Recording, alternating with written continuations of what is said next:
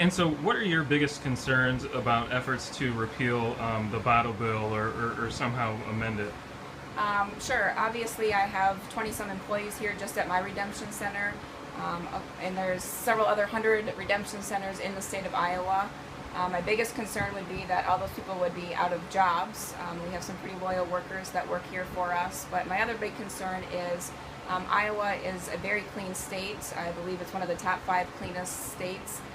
You will now see your ditches, your rivers, your landfills are going to be completely littered with cans and bottles. If you take that value away from those cans, nobody's going to stop and pick it up, and they're not going to care. They're going to throw it out their window.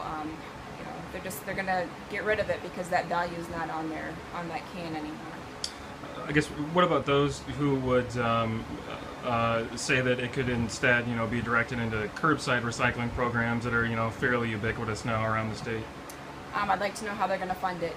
I know that they have proposed some different ways on how they think they could fund it.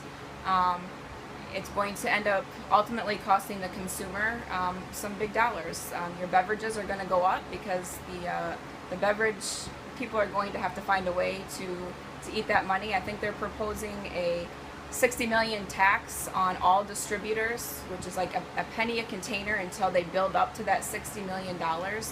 And that would probably take 4 or 5 years. But what is the cost of curbside? That's all new routing, that's all new equipment. How is the city going to be able to keep up with everything that's now going to go to curbside?